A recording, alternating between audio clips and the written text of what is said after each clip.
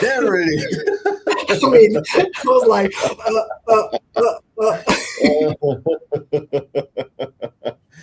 That was awesome. Good morning, Jennifer. good What are you morning. doing? Well, I'm not at home, as you can tell. I don't have my normal background today. So I'm traveling to a wedding this weekend for a mutual friend of ours, Josh Wallace. He's getting married. Josh, Mr. Josh. Yeah, so he's getting married this evening. So I'm traveling with Laura, my friend, and we are so I'm in the hotel. Hopefully Wi-Fi Very doesn't nice. go out. Very nice. You made it. And so I'm assuming you had to set up like a customized Oh, of course. situation. You told me your advice, which I'll think about that. Yeah, I have my luggage, and then I have the light behind me so that it makes sure it's the lamp and it's the it's the whole thing. That's too much fun. Oh my goodness. Well, I'm glad you made it over there safe. You got a big wedding to go to. And then you're flying back to San Antonio. You're hanging out with a fellow troublemaker, Laura. Like you're having all the fun over there. No, that's good. It's a good time. Congratulations to Josh and his wife. Like that's a big deal. But today, this morning, I think the question we're picking apart is, what are you not saying yes to? And that feels like a pretty big question, Jen. It is, but it's I think last time we got on, we talked through what path are we letting other people dictate, things like that. So we kind of talked a little bit about this. Now we're like, what's on the outside that you're allowing to navigate you? And then now we're like, okay, now stand up in front of that mirror and we're going to ask you some hard questions. How much of that are you contributing to? So it's like really hone in, and we're going to ask some questions today that may seem a little simple and may seem a little surface, but they are very much like, ask yourself this question, and then hopefully you'll add in the comments what your response is to it, because we feel like there's a lot of things that we do subconsciously or just because we were trained that way that are completely dictating like that next step or what's in front of us or what we've allowed to happen.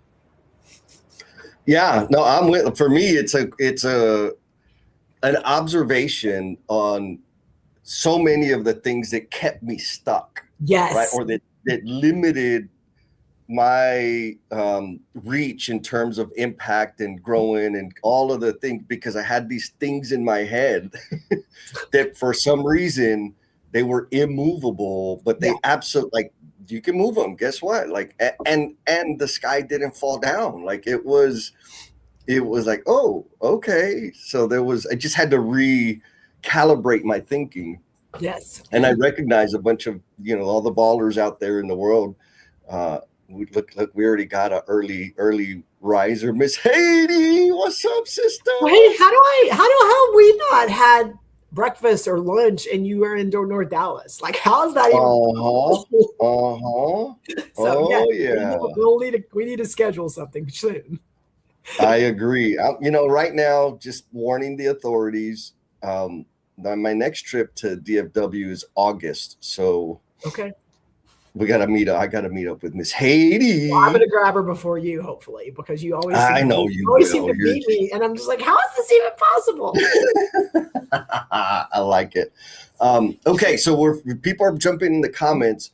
So before we jump into the big question of like, what are you not saying yes to, and why that's important? Let's do the housekeeping, Jen. Okay. Let's set them straight, please. Okay. Sounds good. So good morning to all of you out there that are jumping on, that are listening, and that maybe this is the first time you've seen us, or you're coming back, or you're just chilling and you're like, I'm just going to see what happens here. My ask of you is that if it's your first time listening to us, or you've been gone a while and you're coming back, put a blue heart in the comments, just because it lets us know that you're new, because we want to give you some love, but also our people want to be able to connect with you and connect and engage with your content. And so please let us know that by putting a blue heart. And also, anytime anybody puts any comment, it doesn't matter if it's an emoji, it doesn't matter if it's a hi, it doesn't matter. Anybody that gets puts a comment in there today during the live stream for the next hour, you will get added to the randomizer at the end. So we do kind of a random drawing. And Jesse, what do they get if they get picked? Oh, if your name gets selected in the randomizer, you will get 1 month access to a super awesome group of people that are working on the type of leadership skills everybody dances around, like real. So this is kind of one part commitment to 2 parts threat in that if you win, you get to come to the thing, but the thing don't think you're going to be comfortable. We're going to challenge some of your comfort zones out there, and for the purpose of helping us all grow to be better leaders. So anyways, drop your comments in there. And look, we already got a blue heart. Who is it? I don't know. I got to look up my phone. They got security set up that on the StreamYard end, we can't see their name, but on the feed, I'll find out here shortly. But we got a blue heart. So you see the blue heart, go out there, swarm the person. We also got a frequent flyer, Mr. Adam Hoots. He says, "What's up, my peeps?" Sending love this morning. We also got Naman Ashraf coming in from YouTube land. He says, "What's up, guys? What's up? Thanks for being here." Oh, man, we got a bunch of people coming in from YouTube.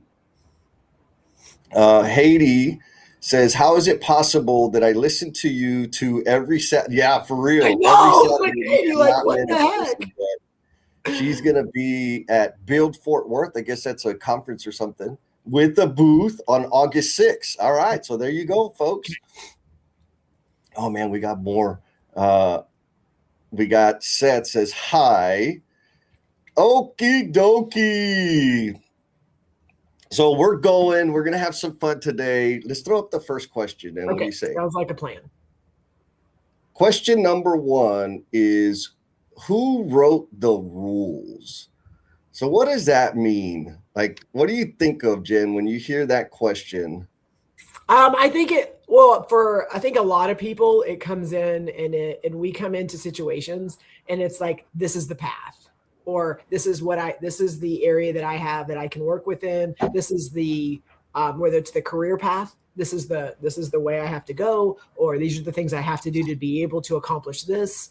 And I think there's a lot of people, and we call it status quo, I guess, in my world, of just, this is the things I need to do to advance to the next spot and to the next spot and to the next spot. Like, that is the way that we navigate. And if something stops us, okay, well, something stopped us. I can't go that way. I've got to go this way. And so we almost react to the path, or what's in front of us or what's around us. If we walk in a room and it's like, hey, you don't really know if you can talk, or you don't really know if it's your place, you kind of just, you sit in that spot, but until someone gives you permission. I think that's the way I look at it. And there's a lot of times that we are limited into what our opportunities could be because we are waiting for permission. Like, I'm not sure, like that's the rule, and I've got to work within it. And if you don't listen to us very much, like, that is not the way that most of us show up now. There was a place where I'm like, okay, this is what's been laid out in front of me, until that moment when I realized, like, what I want doesn't even exist. So, like, how do these rules apply to that? And so I think that is a lot of what we're going to talk about today. I agree 100%. I love Adam's answer. Adam says, well, they did, right? Of course. The infamous they. Yeah. I love that, because that's the thing. Like, that was the awakening, or the shift that happened to me. It's like, I'll say it a different way. There was a period of time where I was figuring out how to be nicer, because I'm pretty abrasive, pretty direct, and I used to be way less tactful back in the day. And I was trying to, like, soften that up. I think I was talking to one of my therapists or something, and I kept saying, like, well, they always say that I'm mean. They say that I'm rude. They. And she asked, like, well, who is they? And I said, huh? And she's like, yeah, like, What are the names of the people? Who are the specific people? Mm-hmm. And she wasn't being sarcastic. She was like, if we can identify who those people are, maybe you can go back and get some more direct feedback. And in my head, when I was saying it, it was everybody. But when I really started looking to answer the question of who is they, it turned out to be my brother and my mom, nobody else, right? And then when I really examined it, they never said those words. Mm-hmm. It was my interpretation of how they were reacting to me. So I was like, whoa, oh, it's not okay. It's not as big as I thought it was. And then it may not even be a thing. Anyways, point being, the they, right? The infamous they, if maybe that's an underlying nugget here for everybody to think about. If we get in these situations, we make decisions because of them. First, step number one, who is they? Identify them. Yes. Identify them, write their, like for real, like write their names down, because you might discover that you're overly generalizing, which plays into you know, shrinking yourself. It's frustrating and all those other things. You know, the idea of who wrote the rules. I have a friend of mine that I've known since elementary school, and he was skinnier than me. Not that I'm skinny now, but back then, you know, we were little guys. And anyways, we all went to middle school, high school together, graduated. He went off to join the Marines. He had a good career over there. And I remember when he came back, like years later after we reconnected, and he was a different dude. We were very, like, I was always crazy, kind of rebellious. He wasn't. Like, he was a nice guy. He followed the rules, you know, he's a good guy. But when we came back, he was assertive, aggressive, like outspoken. I'm like, what the, like, where did this come from? It's awesome, right? He's my friend. I want to see that. And I remember he told me, he's like, Jess, the Marine Corps. I'm like, okay, but like, how, like, did you go to classes? Like, how did this happen? And he says, well, there was one night, some group of guys that were always picking on him, always, like, just always making his life miserable. He said, I lost it one night and I beat the hell out of one of the guys. And now I was, you know, like, I'm not advocating that you go and beat people up, y'all. Right. But he said he went and beat that person up, the leader of the ring or whatever, and he was expecting to get kicked out, right, for beating up his friend or, you know, whatever. And he didn't. They came in and they're like, okay, good, it's handled. He said, and my mind blew. Like, I'm like, I broke the rules. I went and violated somebody else's personal space, and I didn't go to jail, right? And I didn't get kicked out, and I didn't. And he's like, he's like, well, why am I following all these other stupid rules? And I said, yeah, which is kind of my thinking, that I think I have an advantage in that. Even when I was little, I was always challenging the rules, but there were still a lot of rules that kind of governed my life. So anyways, that's my quick kind of random story, but it resonates and where I can relate, but also where it took me a while to figure that out is I feel like I always challenged them in my head. So I feel like growing up, even though, like, again, I was probably a rule follower for a long time, living within these boundaries, I was still challenging everything in my head and still even making kind of micro decisions and doing things in my mind that this will get me here faster. But it was never something, you know, very big and glaring to where someone goes, oh, what does she do? Like, I was doing them and navigating within that space for a very long time. So it still helped me, and it still helped me, you know, kind of grow and learn and things like that. And as soon as some of that started coming out of my mouth, throughout my career, I would say, it was funny, we were talking about this last night at dinner, two very significant things that happened as I was growing and as I was learning, and both ended up in me in tears and hysterical and like, I don't even know, okay, how do I deal with this? But it was two different people in different parts of my career challenging me as I was navigating. Who do you think you are?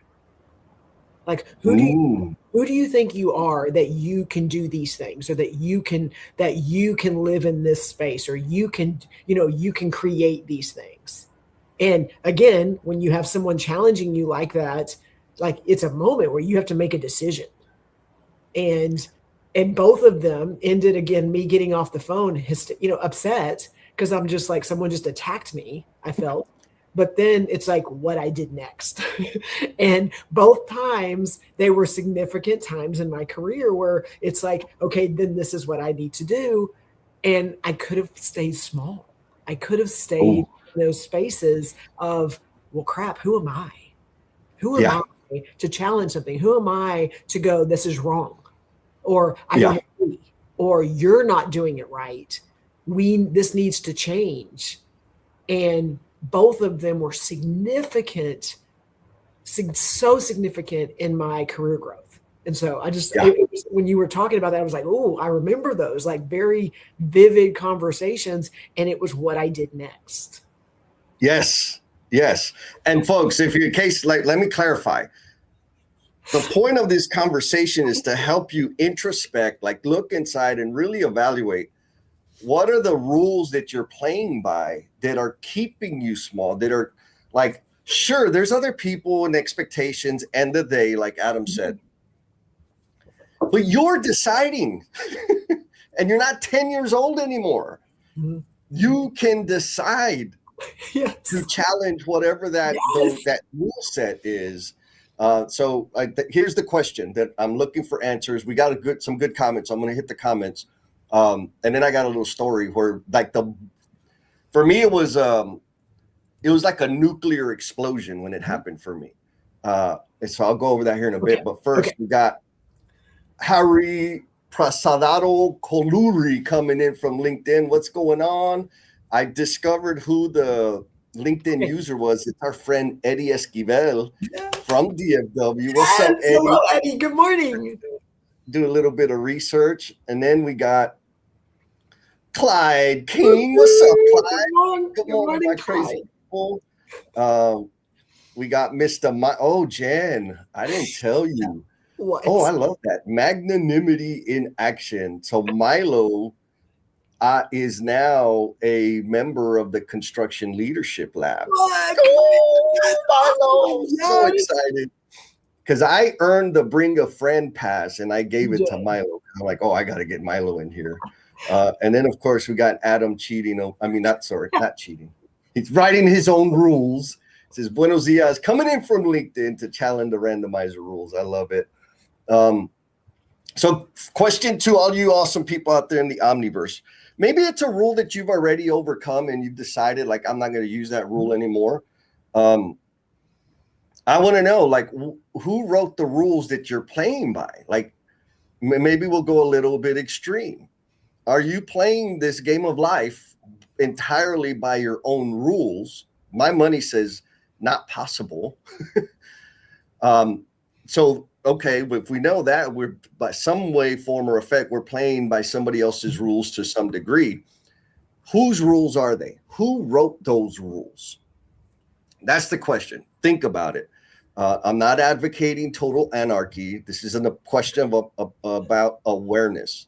Now, for me, Jen, it happened. I was in 7th grade, and it was when the evolution of Jesus to Jesse happened, right? Because for some of you guys, y'all don't know my real name's Jesus. That's the name my mama gave me. But it was in 7th grade where I said, I'm not going to be Jesus anymore. I'm going to be Jesse. And a friend of mine passed away who I still have a special place in my heart for her. I had a massive, massive crush on her. And we were in 7th grade. Like, your friends aren't supposed to die, right? Well, anyway, she died. And it hurt bad. And I remember thinking, here I am playing by all the rules, right? And this happened when my parents got divorced. I was in elementary school, and I'm like, I thought it was my fault, right? We internalize kids. That's the problem, is we blame ourselves for, like, the crazy shit that's happening. And I remember when my parents were getting divorced, I'm like, I'm going to be good. I'm going to get straight A's. I'm not going to get in trouble in school anymore. Like, I'm going to behave. Please let them stay together. And they didn't. I didn't understand, like, that was a separate thing. Fast forward a few years, I'm in middle school, my friend dies, and I'm like, this is bullshit. Like, I've been playing by the rules, being on honor roll and doing, like, you know, all the stuff that my parents in school and, you know, those external expectations, which meant I didn't have as much fun, which meant I had to, like, you know, conform and behave and raise my hand and all the bullshit. And I'm still hurting. And I see, you know what? I'm not going to be I'm going to be Jesse. Jesse is going to have fun. Jesse's going to do what he wants to do, because it doesn't matter. Like, either way, I'm still having this major, major pain of loss and abandonment or whatever it was. And like, I totally changed. I ended up getting kicked out of the school. Like, I became I went way, way off the rails. But in my head, and this might be a little childish, but hopefully some people, it'll resonate with some people. I was doing all the right things, right? I was being polite. I was doing what my mom told me, and I was listening to the teachers. And, you know, even though some of the rules were stupid, I was doing all the things, and it didn't produce the outcome I wanted. So I said, piss on that. I'm going to do what I want to do. And I started doing that. And yeah, it caused, now here's the thing, like, important to know. Did it cause additional friction in my life? Absolutely. Did I lose some points in some circles? Absolutely.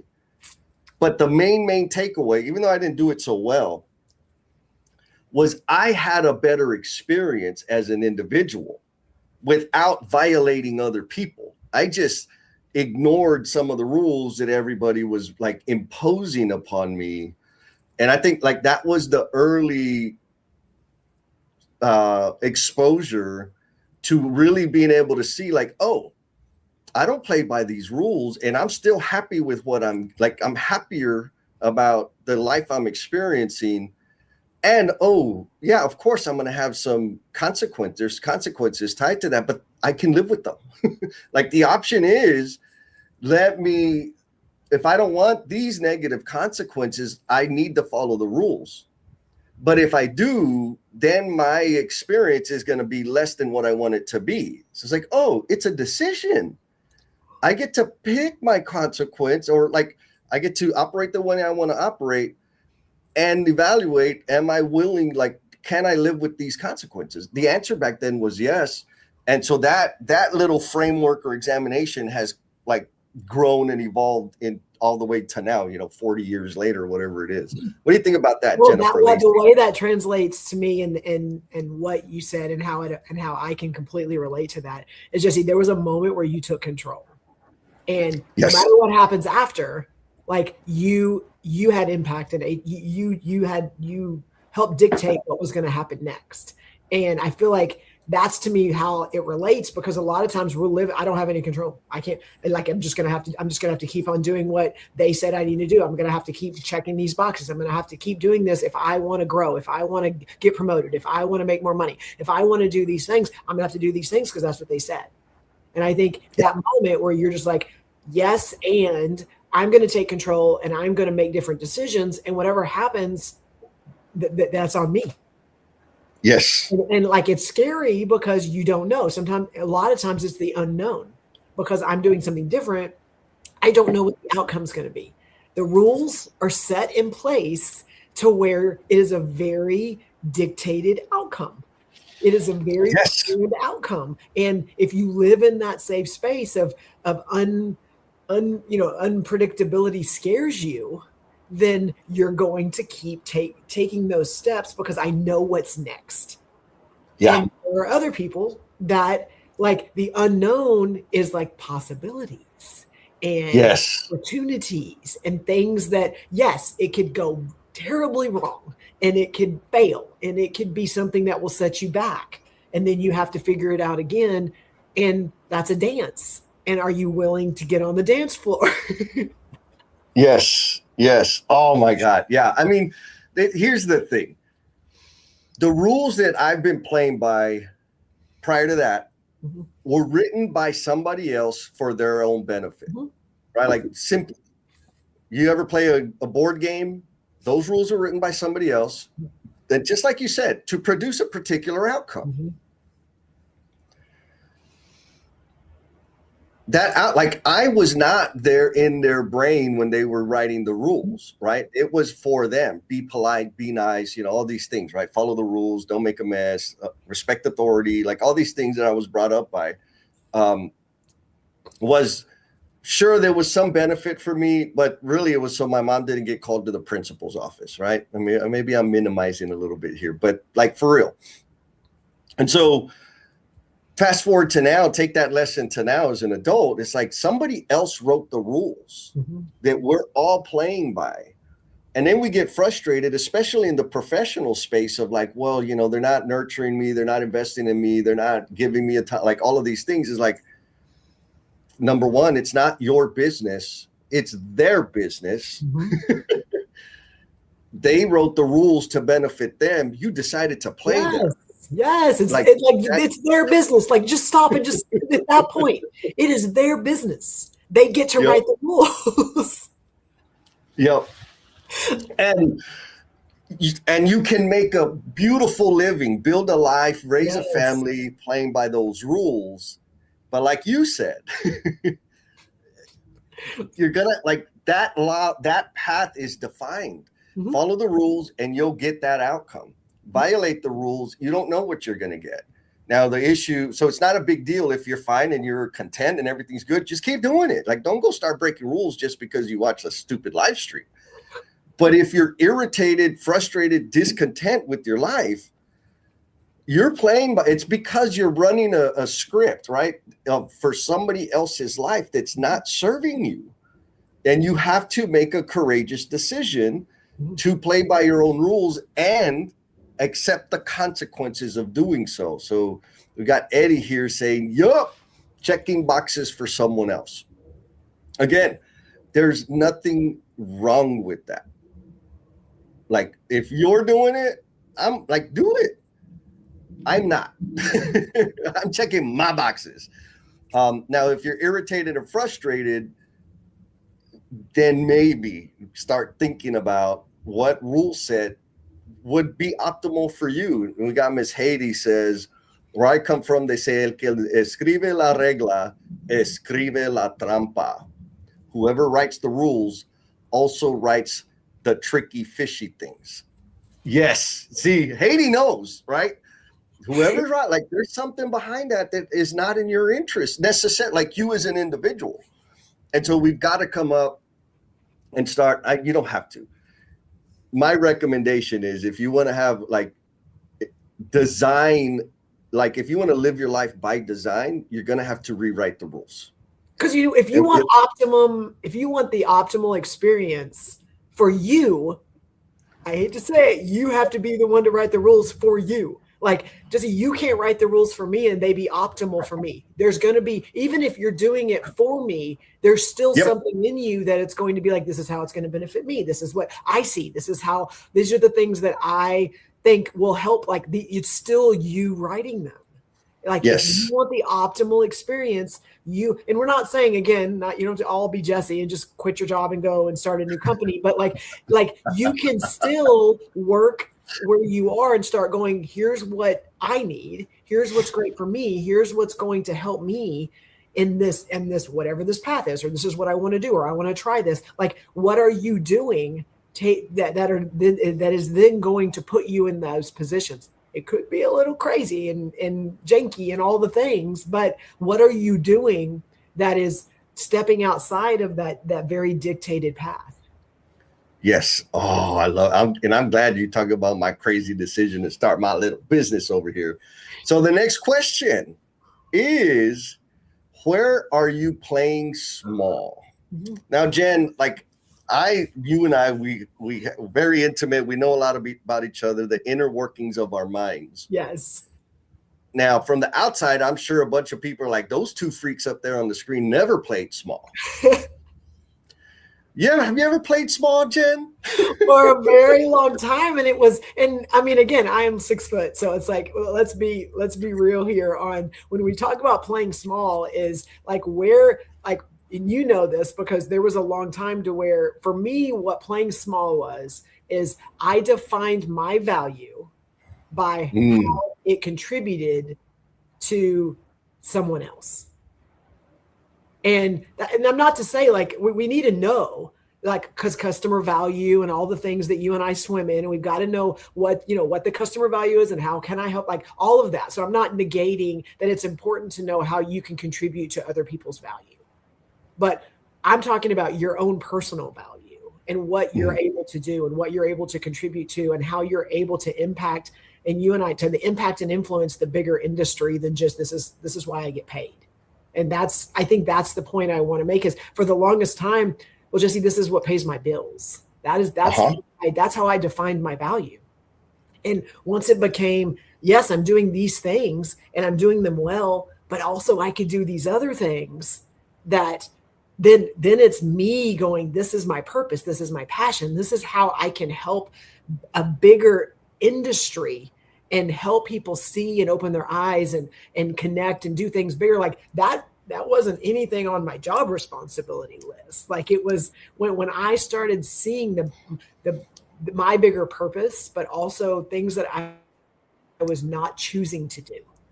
Like I could see it, I could feel it. We talked about it, but was I intentionally going out and making the effort? That could be a little scary. That could be a failure. That could be hey, you're not supposed to do that kind of stuff. As soon as I started making those intentional choices, everything else just grew and blew up, and things that I never even could have gone, here's my path. In 5 years, this is what I'm going to do. In 3 years, next year, I'm going to, like, none of that was laid out in front of me. And it's way bigger than even probably 4 or 5 years ago when you and I started talking about it, what it is now.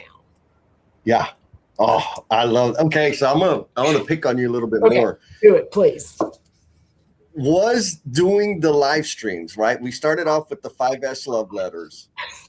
Was that something that forced you to really, really challenge your comfort zone? And did you have concerns about, what if the company gets mad? What if the company don't like this? There's 1,000 things right now that I can hit on. So I'm gonna list them, and then I'm gonna try to talk through them. So number one, it was terrifying, because we don't do like, there's a lot of podcasts and stuff out there, and if you're not aware, like Jesse and I do everything live. So there is nothing recorded and cut and scripted, and let's go back and make sure, that was Jesse said a cuss word, so we've got to like cut that out. Like, we're doing this live, and then as soon as we wrap, it's live for anyone to go and watch and see. Like, so that in itself is scary, because there's no controlling this one over here. And so that it was like, what's he going to say? What's he going to do? So there's that part. Then it's you had been doing it for a while. It was the first time where I'm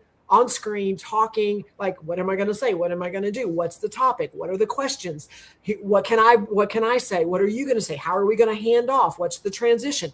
All of those things were all in my head to be able to get on the screen so that we didn't look stupid, and that people would like go, oh, they know what they're talking about. So there's that. The other part is I work for a very big corporate company, and again, they've done great in my career. They've supported me. I'm in a role that, again, helps our people and helps our industry, all the support. But I'm also getting on the screen with this knucklehead over here. Like, are they going to go, what's wrong with you? Like he does, just all the things were in my head, and Jesse got to hear all the concerns. And it still said yes, because I'm like, okay, let's see what it can do. So we started with the love letters, because we were just going to do it for like 3 months. We were going to get on, do 5 or 6 live streams and talk about a subject that he had some really cool content, and it was like really cool for us to get on the screen and do it. And then it became people jumping in, people contributing, and them like needing more. And we didn't have a plan. We didn't have anything other than just, we're going to do these 5 or 6 live streams, and then we're going to go off and do whatever else we do. And people started going, what's next? And I think for us, that was a huge turning point for a lot of things. Yeah. That Jesse and I, then we had to sit and go, okay, we've created this space. People are jumping in. People that work for big companies, small companies are jumping in and contributing and getting vulnerable and sharing. And now, like, we've done this, and like, we can't just go away, because like that doesn't help. That's not contributing to what we need to do. And so we sat and we talked, and we created No BS with Jen and Jess 4.5 years ago. Let me be clear. Yep. 4.5 years ago, Jesse and I sat at a kitchen table, and we just started talking about what could it be? What could it be named? What would we talk about? What do we want to do? And we created it, over Christmas break, I think. And then we launched it in January. And then every other Saturday morning for 4.5 years, we just keep getting up and talking about things, and people keep showing up, Jesse. Yeah. Awesome people. I still have my job, and you come and done stuff with my company and presented, and our people know you, our leaders know you, and the world didn't blow up. Yeah. Yeah. And folks, just so you know, when we first started, Jen was like, Jesse, I have a job, Jesse. I'm like, I know, I'll behave as much as I can. It was awesome. And I'm glad it's been fun watching the transition, but I think it's a good example, a good anchor point that people can visually see. You stepped out of the norm and had to take on some risk.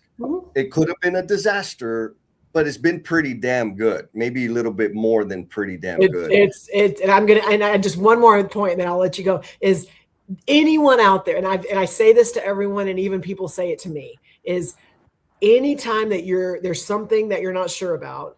And for me, it was all of this that we're doing right now. And 4.5 years ago, I said, okay, so actually it was 5, but 4.5 years ago, we started this platform. And every other Saturday morning, getting up here, doing it live, doing it unscripted, all the things, what it has done for me and my career outside of this little space right here has been amazing. And it's because of the reps of getting on here and doing this kind of conversation. Is now I can go and present, and I can be in rooms, and I can do things that I couldn't even have thought about. So yes, we get full time. Look, Milo, talk about vulnerable. Milo says, I play small when I let fear dominate my decisions. Oh, thank you, brother. Mm-hmm. I have this rule. It's in Jesse land. When I'm making a decision, when I think why am I'm doing this because I'm scared. There's this defiance in me that's bullshit. We're doing the opposite. We're gonna go do that because you're scared, which I don't recommend. But recognizing, that's massive, folks. So Milo dropped it. I'm curious to know what the rest of the Omniverse, the tribe out there, where are you playing small, right? Is it, and that's okay. That's just evidence that you're human. So Milo says, I play small when I let, keyword, let fear dominate my decisions. Laura saying, woo, woo. She said, hooray, almost 5 years. Yeah, for real. It does. It's gone by super, super fast. And Laura's been in the background. She's done some cool stuff and been a super support. Yeah, she's done. And actually it was, just a recent conversation on where growth and where what's next happens is on the other side of that fear and that scary place. It's yes. And if you just go run towards the danger, again, being smart about it, but also okay, just take the step into it. And then instead of this big, massive chaos, you take a step and there's the wall and I'm in front of it. It's one of those that our brain allows it to be this big, massive thing. And just one step into it, it just becomes something different than what our brain told us it would be. Oh yeah. And our brain is designed to do that, to protect us, right? Which also keeps us small. Oh, my brother, another leadership labber.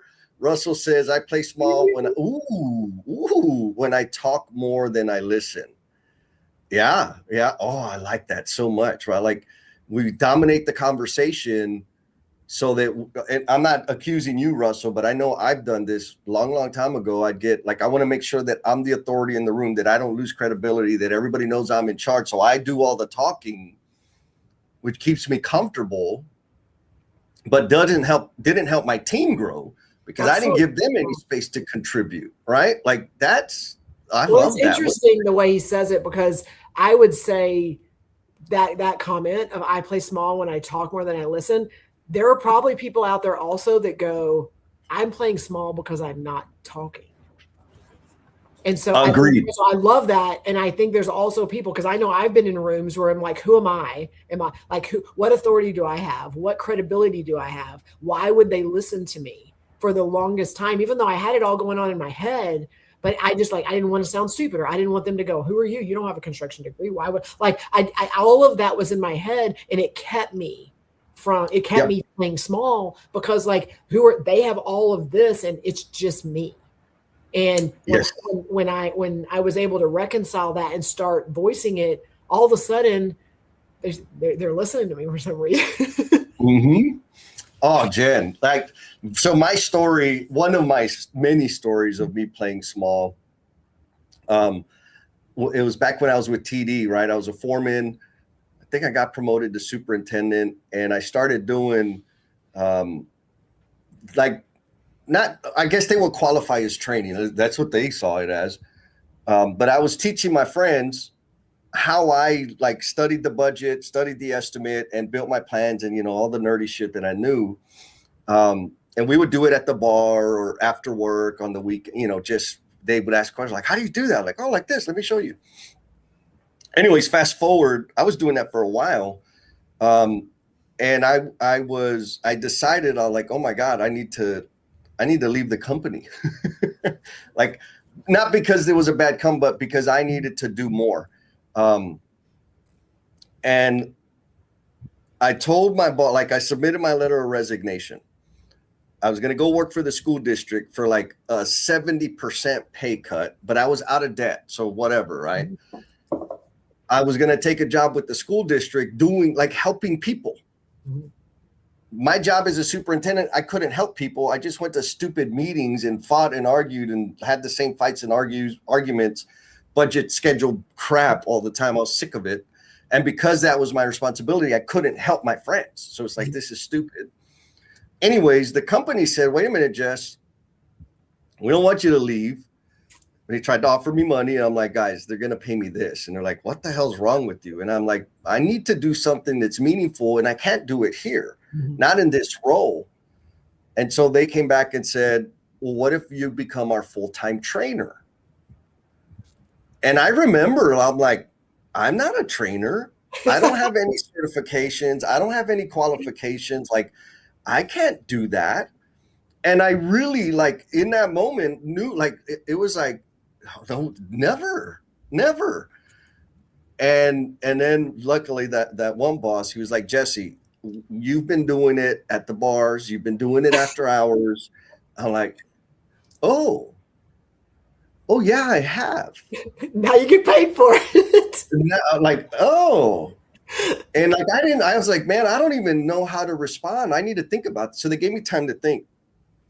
And one of the things, and I think this is important for all the folks out there in the Omniverse, one of the things that made it, I was able to see it in that moment or in that experience that really made it difficult for me to change the rules and stop playing small was my identity. I was a field guy. I was a superintendent. Field guy back then, this was mid 2015, 2010 timeframe. Superintendents and you didn't do office work. You were a field person. And so I had a problem with, I'm a field guy. I had this, in fact, another way to think about it is I had an identity that I had to let go of. I had an infatuation with the reputation that I had, that there was some feedback loops that I got a lot of, reinforcement from, that I also if I'm going to be a trainer, I'm going to be a house cat. I'm going to be a carpet dweller. I'm going to be one of those damn office people. I don't really that doesn't feel there was a lot of this kind of menudo of what the, I've got to change my identity. Anyways, fast forward a couple of days. I'm like, okay, I'll do it. I don't know what the hell I'm doing. And they said, you've been doing it. Just outline the things that you've been teaching them, and we'll help come up with it. And you just do your, they were just stay and do that. I'm like, oh shit. Okay, cool. And it was tough. I stayed, and I'm glad I did, but there was a period of walking through the desert of like, I don't know if I can do it. I think I'm going to fail. What if I suck? What if I and it ended up being super, super amazing. But the main key point I want to point out there, like after I started doing it, I was like, man, I could have been doing this for a long time. And why didn't I? Which kind of ties to what you're saying. And this, I believe this is true for everybody. Your lived experience is extremely valuable. You have no idea how much knowledge you have that can amplify, rocket boost somebody else's path. Mm-hmm. It's easy for us to say, you're not all that, right? You're not, you just chill out. You're not that big a deal. That's exactly what I was telling myself.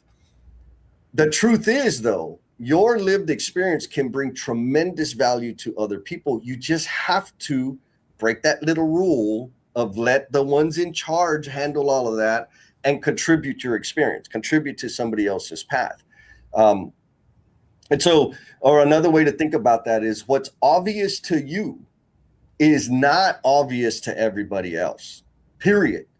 And so maybe a way to start kind of testing those boundaries and like play a little bigger is when you see a thing, you see an issue, you see a hazard, you have a question, I don't know, you have a different insight, share it, right? You don't have to jump up on the table and yell it out, but share it in the way, like the most comfortable way you can, except for it's got to be on the other side of your comfort line. What do you think, Jen? Is that a response? I want to ask you a question because I think and there was a comment about failure that I think feeds right into what you're saying is that your, like, we call it your body of work or your yes. experiences. So Jesse, where you got to now, just going to say where you are now, Jesse, was it like, were you just like, I'm going to do this thing and it's going to be amazing. And then you made the decision and then everything just went like exactly what I thought it needed to be. Is that how you got here? Yeah. Jen, you already know I have my 6,000 year plan and I've hit every milestone and I have like all my goals down to the second of the day that I'm going to accomplish them. And I've hit them 100% of the time. Oh, no. So this is the comment you're talking about. Yes. He says, I'm not saying yes to taking risk because I'm afraid of failure. So 2 points, and I'm going to come back to your question. I'm being silly, guys. Like, no, I don't freaking have a 6,000 year plan. He uses the word taking risks. I 100% agree. It is a matter of taking risk. But what is at risk? Mm-hmm. And I'm gonna frame this another way to challenge people. A lot of times we will decide to do or not do a thing because of the cost, mm-hmm. right? How much money it's going to take. And that will help us real quickly say, no, I'm not going to do it. The ROI is not there, whatever, right? Or there's I may or may not, it's not worth it.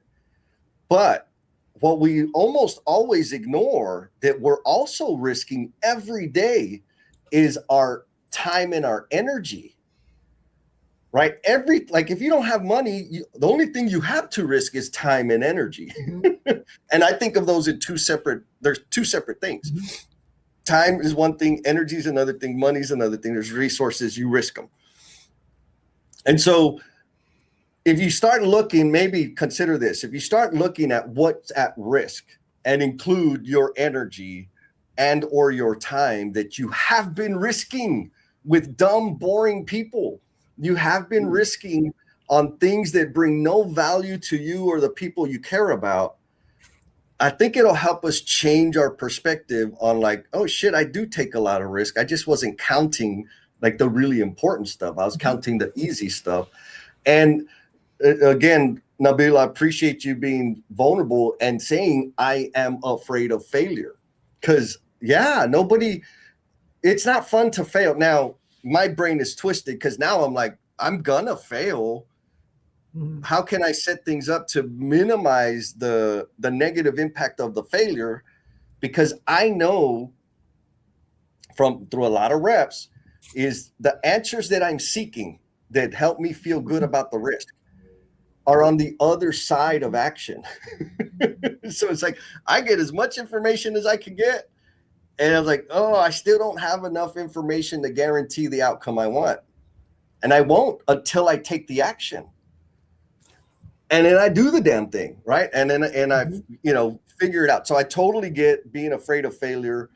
For me, the thing that's been helpful is recognizing or accepting or deciding, right? Because a lot of this is just mindset and the rules that we've been playing by.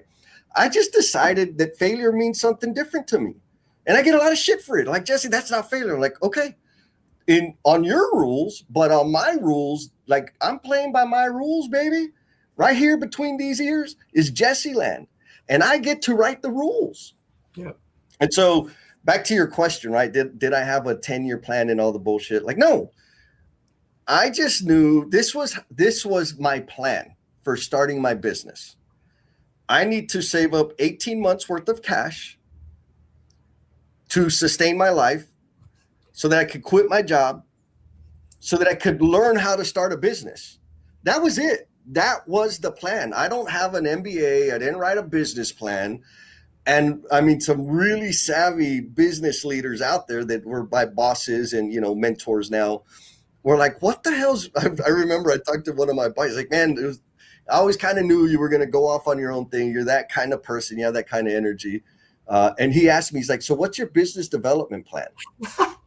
And I said, what the hell's that? And I remember he's like, Jesse, like you quit. You had a cushy, awesome job with like high profile visibility and you quit. You don't even have a business to like I don't even know what that is. Like, what does that mean? Like, how are you going to get business? Like, oh shit. Like, that's a really good question.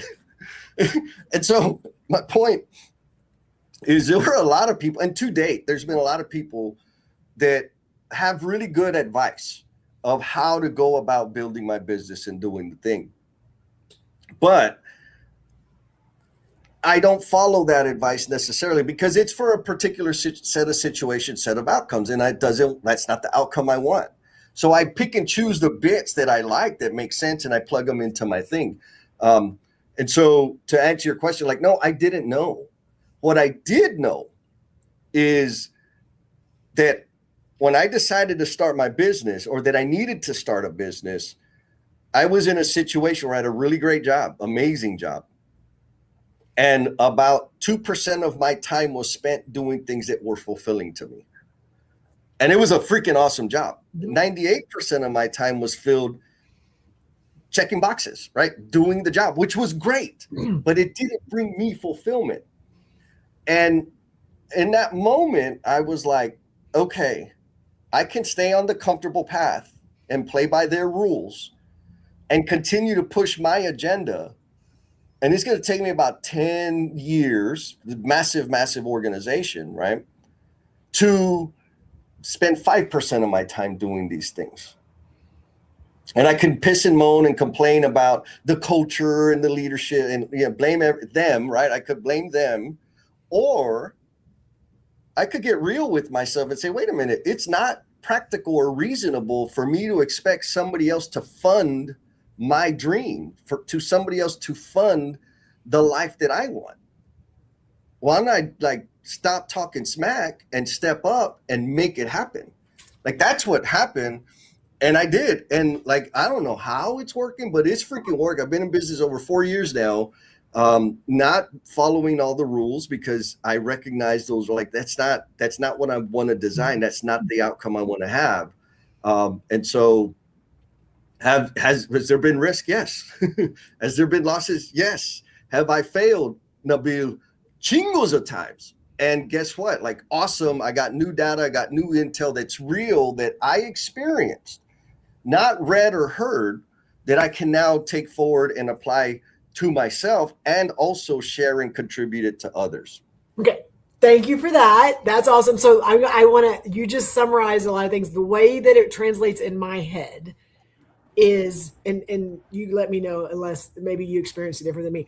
Jesse, when I fail, I have an opportunity to learn and make adjustments and and continue to change or adjust. When I have a regret, and maybe it's just me, how often I've been able to go backwards in time and undo something or make a decision that then changes my outcome. For me, I've never been able to go undo something or go back in time and change a decision. And so for me, regret, there's nothing that I can do in that moment to go back and undo something. Where failure, even if it's like a disaster, then I have a moment that I'm still making some kind of momentum or some step to go, this is what just happened. Here's what I'm going to adjust. Here's what I'm going to change. And then I get to do something else that is going to move me closer to what I want. So for me, it's the regret versus failure. Which one am I willing to live in? So that's how I framed everything you just said. Powerful, Jen. Powerful. Yes.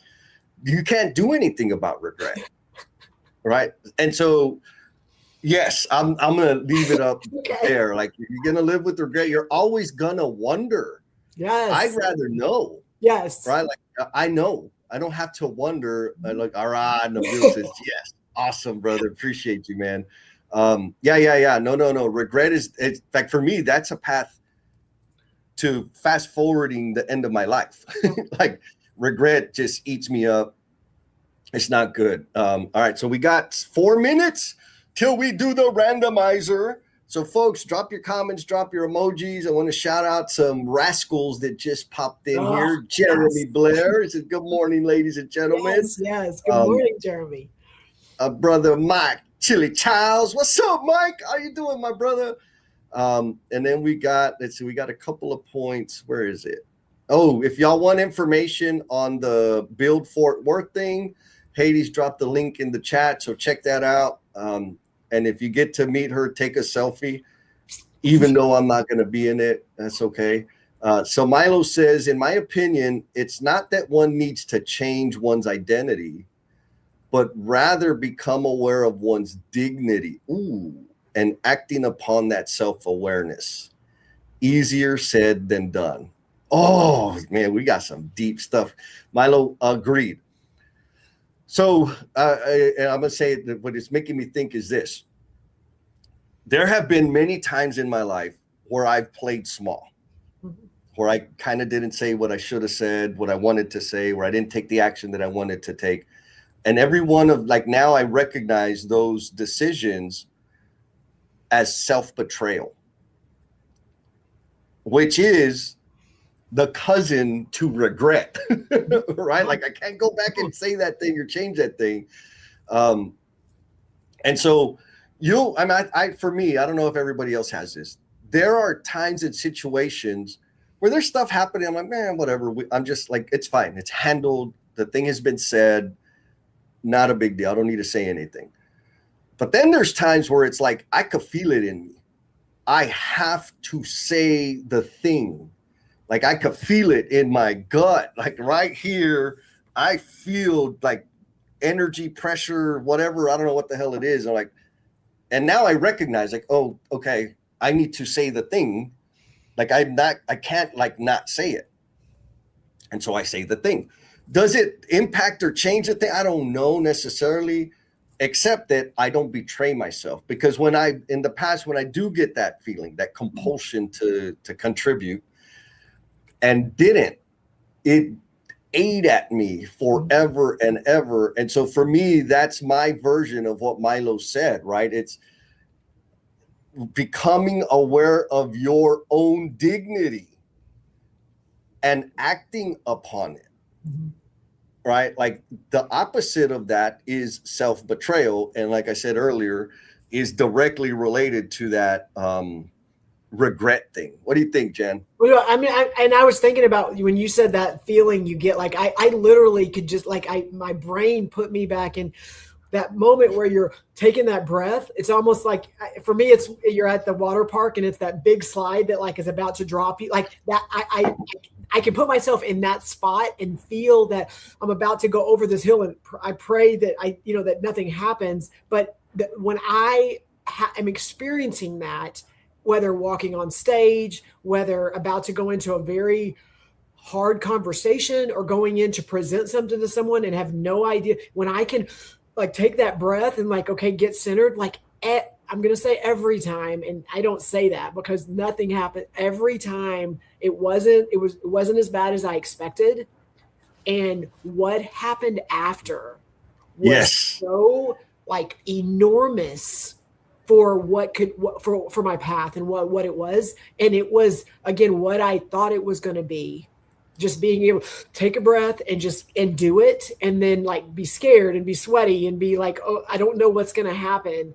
Every time it, like when I got out, either the conversation went the direction that I hoped it would, or even if it didn't, I learned and got some insight that I didn't have, and then it allowed me to make some adjustments. But every time I did it, like I didn't look back and regret, man, I shouldn't have done that. There's not been a time, like even if it was a hard conversation and they said something that I was like, oh, that's stinky, I didn't like that, but okay, now I know. And so it's like it's doing that, and it's like I feel it right now in my chest, like when I had to like take that breath because like you're just coming up for air or something like that. But it's just like your body is, anytime I feel that, I'm like, oh, my body's trying to tell me like you're about to do something big, and then what am I going to do? And so anyway, that I just wanted to describe that because I just felt it as you were talking. Yeah. Oh, I love, and I'm going to hit again on what you said. So many times where that thing happened and I'm like, okay, I got to say it. Somebody in the room, like in groups or big things, comes and has told me like, Jess, that thing that you said is like what I needed to hear. I was stuck. Like, I'm gonna just like, it drove them, helped them make a decision. I'm getting chills just thinking about it. And I'm like, oh shit, okay, that's why I had to say it. Because it impacted somebody else's life in a real serious, meaningful way. And other times it was like, man, I'm glad you said that because the boss has been an ass and no one has said anything. So I'm glad you said it because it needed to be said. And it kind of started some balls rolling.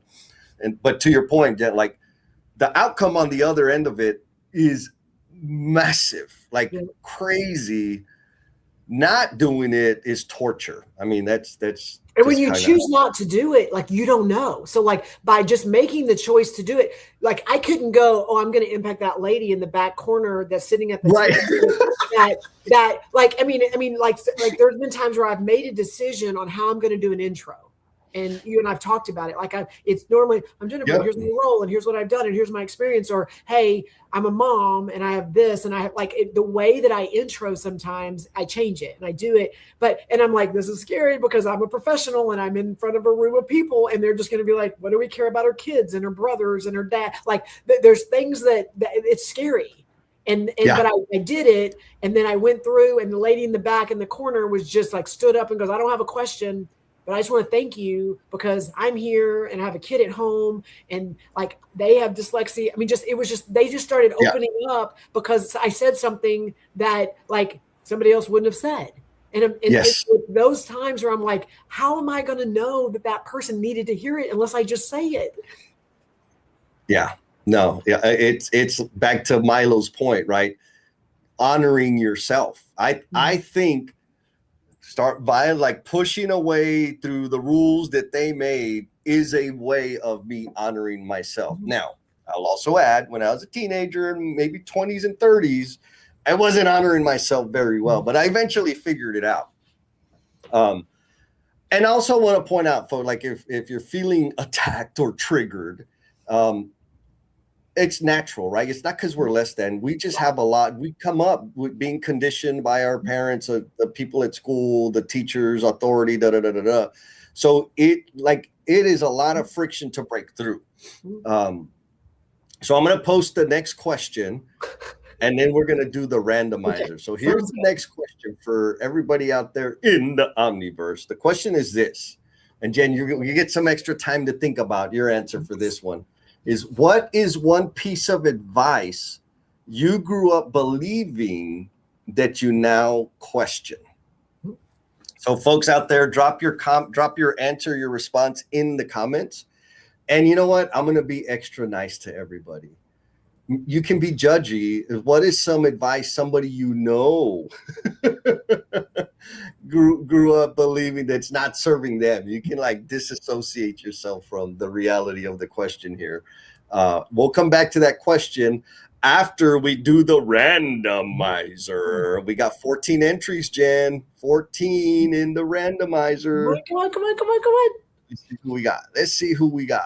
The giveaway tool. I have a name in my head of who I want to win. Let's see what happens. Oh, you're gonna manifest it. I like it. All right, here we go. And I just like how it flashes everybody's face. I know, right? Super cool. Yo, we're gonna redo that one. We keep that fool out for talking shit. We'll do it again, y'all. Hang on, I can't find my mouse. There it is. All right, one more time. Oh, who's it gonna be? Daddy Hoots. Is that who you were voting for? No, not at all. And he planned it, right? He jumped from YouTube to LinkedIn. He did do it on purpose. He tried to rig the system. He did. And he is already, Adam, you already know you're a frequent flyer there. So you got a free pass that you can share with somebody to come to the emotional bungee jumpers and look, Haiti said, pick me. That's okay, because I also have a free invite because I win my challenge every time. So don't forget, we have a challenge due coming up pretty soon. Yes, yeah, so I can share that with Haiti. I can share mine with Haiti. Yes. And folks, if you don't know what we're talking about, every month we have a field assignment. And so all the jumpers, they go do the assignment. And if you do that and share it, we have a little point system. The top 6 people get a free pass to bring people to the next month. So anyways, that's what we're talking about, which is kind of strange for y'all. But what's your answer to this, Jen? What's one piece of advice? I have 2, and they're kind of weird because they've evolved. So the first one was that, bring it up again, Jesse, because I want to make sure I'm saying it in the right way. So got it. Advice you grew up believing that you now question, and the advice is not so much advice; it's that you're too much. Ooh. And so it's not advice, but it's like what was programmed in, like, to play small. You're a lot for someone to deal with. You're a lot, it's a lot to take. So you need to settle down a little bit, like just that piece, because it kind of disrupted some things, or it was my ideas or my whatever. It is like, Jennifer, you're just a lot.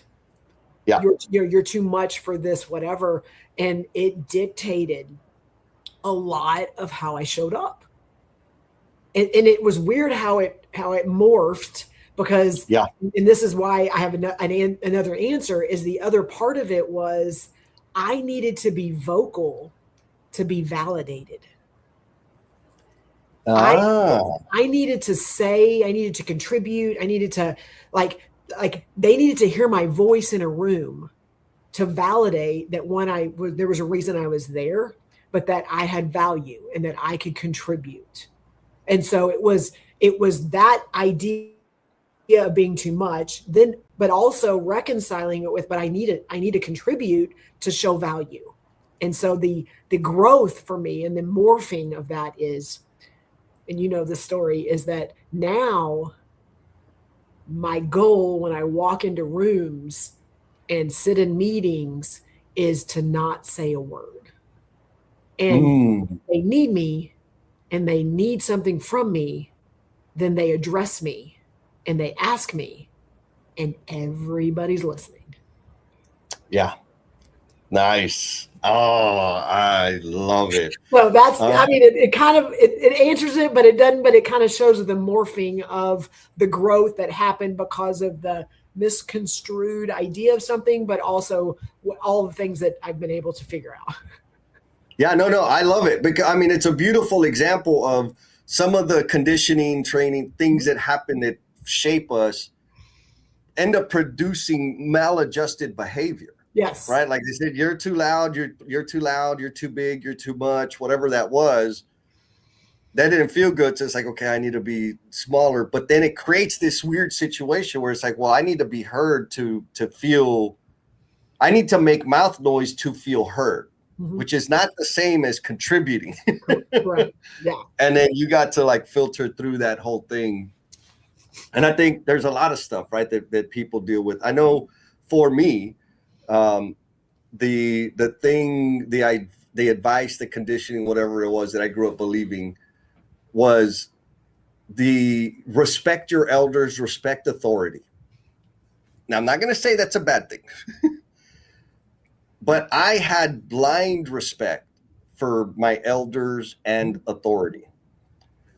And as a little guy, there were so many things that happened that it was clear that that my elders and the people in authority, they don't all deserve respect. They did some wicked things to a lot of people, and I kept seeing it over and over and over. And early on, again, this was another one of those things that happened when I was very young. Like I just did not like.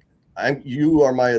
If you were in a position of authority, you were a suspect. In my, I've been able to manage that a little bit better now. It's not as pronounced as it used to be. But that advice didn't serve me well, right? It exposed me. It hurt my friends. It hurt people that I care about. It hurt me just because that was what you were supposed to do. Respect authority, respect your elders. And they were doing some really shitty, ugly things. And I got to break myself away from that. Similar to kind of what you're talking about. I think there's these things that we come up. I read it somewhere. My mom taught me a set of rules that work really well in an ideal world. They didn't work so well in the real world, right? Like It was be polite, share, be giving, all of these things, which worked good because it kept me out of trouble with mom. But as I got further and further away from mom, it became a situation of like, oh, wait a minute, people ain't playing by these rules. And I'm getting run over. I'm getting taken advantage of because I'm playing nice. And so I had to, I ended up having to make a decision like, I ain't playing nice no more. And we got 2 comments here. Mr. Milo says, I grew up in a world of scarcity. Yep. And thinking there's only so much goodness out there. I'm now realizing that it is by giving away that one gets, oh my God. Yeah. Damn. Yes. Collecting and compiling crap is not as fulfilling as giving stuff away. And by stuff, I mean your gifts and talents. And looky, Mr. Ian Smith. What's up, man? That one, Ian, thank you so much. But 2, that one, Jesse, like that's real. Like, well, how do you mean? I mean, just like that's not, that's not your lane. That's not in how the way I see this in people when they've been conditioned. That's above my pay, that's above my pay grade. Like that's a default from people that whether they're not willing to ruffle feathers, they're not willing to say something that maybe they think or they feel, but like there's people in the room that they're like not going to offend. And it falls in that line when people go, that's above my pay grade. Like, if that's where you live, then you are already in this hierarchy of these rules that other people wrote. Yeah. No, I 100% agree that stay in your lane. And I know Ian, he ain't staying in his lane. And good, he's helping, right? Like, sure, it's outside of my purview, but that don't make it right. And I'm not okay with it. So I'm not going to stay in my lane. You're going to be mad. And again, I'll say this maybe in summary, right? Like when we share our thinking and I decide to play by different rules, I can have a greater impact. and I am prepared for the consequences, right? I want to be super, super clear. Ian knows this. By going outside of your lane because you're compelled to, you know there's going to be some value there. You're contributing, right? Because I know Ian, he's one of those dudes. And there's going to be consequences. You just got to be prepared for them. Or you can stay in your lane and keep living with frustration and regret and keep betraying yourself, which will keep you playing small forever and ever. Like Jeremy says, you got to call things out.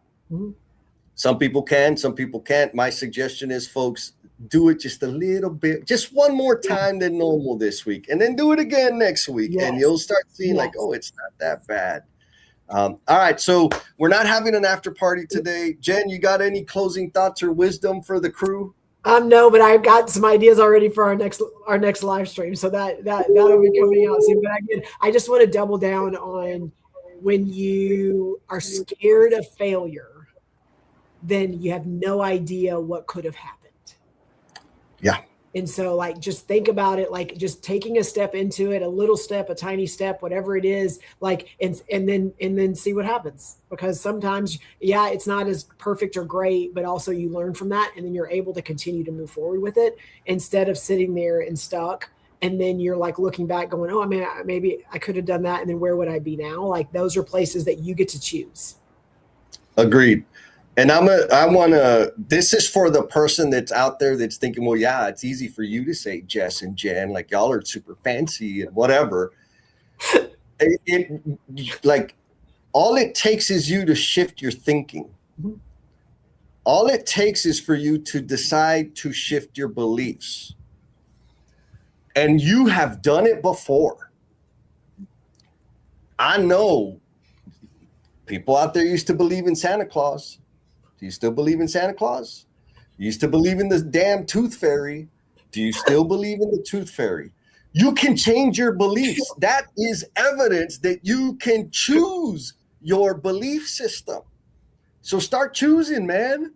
All right, Jen, you got the closing deals. Yeah, all right. It's ready to go.